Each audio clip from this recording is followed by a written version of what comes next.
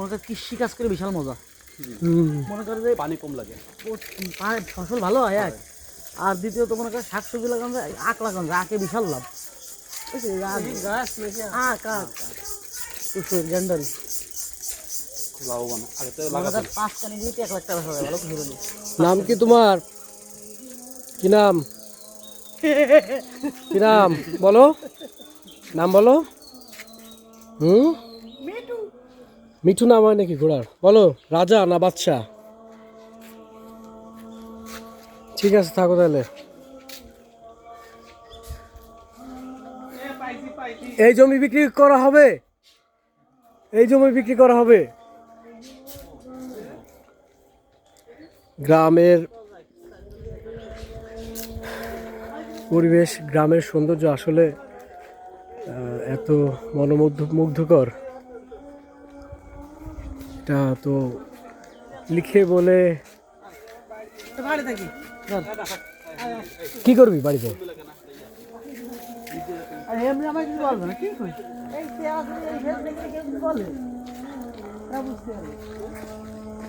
বাংলাদেশের প্রত্যেকটা গ্রামই অনেক সুন্দর, মানে অপরূপ সুন্দর, শুধু সুন্দর না অপরূপ সুন্দর। বাংলাদেশের গ্রামে যারা থাকে আসলে তাদের কাছে বাইরের কোনো কিছু ভালো লাগে না। গ্রামের মতো সুন্দর জায়গা, সুন্দর পরিবেশ আসলে কোথায় পাওয়া যায় না। যদিও বা গ্রামের কিছু বাধ্যবাধকতা, অনেক ধরনের অনেক কিছু সামাজিকতা, কিছু সমস্যা থাকে, এই সমস্যাগুলো বাদ দিয়ে যদি গ্রামে থাকা যায় তাহলে গ্রাম অনেক সুন্দর। গ্রাম আসলে অনেক সুন্দর, অনেক ভালো।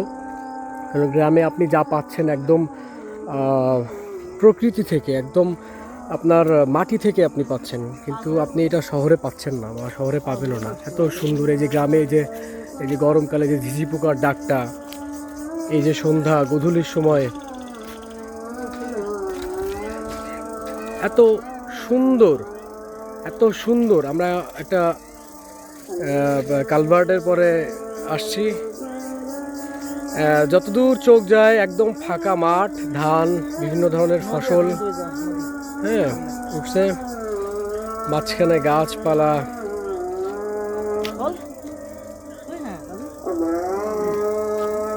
এটা এটা এটা একটা অভূতপূর্ণ একটা সৌন্দর্য বা পরিবেশ, যেটা এক্সপ্লেইন করে বোঝানো সম্ভব না। আমরা এখন আছি গোপালগঞ্জের একটি গ্রামে আছি। আমার কাছে এই যে গ্রামের এই যে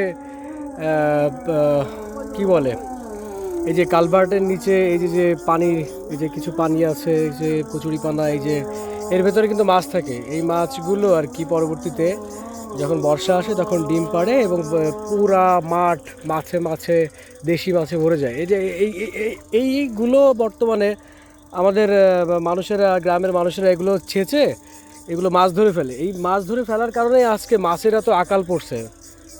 মাছ এখন দেশি মাছ, বিলের মাছ পাওয়া যায় না। দেখেন এরকম এই যে পানি দেখতে পাচ্ছেন, এই যে এটা হচ্ছে মাঠে পানি দিয়েছে, সেই পানি এখানে জমা হয়েছে। এই একটা ছোট একটা আমাদের অঞ্চল বলে কুয়ার মতো, এর ভেতরে আর কি বিভিন্ন ধরনের দেশি মাছ আছে। একটা দুটো 2, 3, 5, 10, 20, 30টা মাছ থাকলে পুরা, বা 50-100টা মাছ থাকলে পুরা এই মাঠ, পুরা এই বিল মাছে পরিপূর্ণ হয়ে যাবে বর্ষার সময়। এই গ্রামের নাম কি ভাই? চরকাকা, তাই না? তুমি কিসে পড়ো? ক্লাস 7-এ? ঠিক আছে, তোমাদের গ্রামটা অনেক সুন্দর, অনেক সুন্দর। কোন স্কুলে পড়ো? এই মাদ্রাসায় পড়ো? কোটাখোল মাদ্রাসায়? যাক আলহামদুলিল্লাহ, ভালো।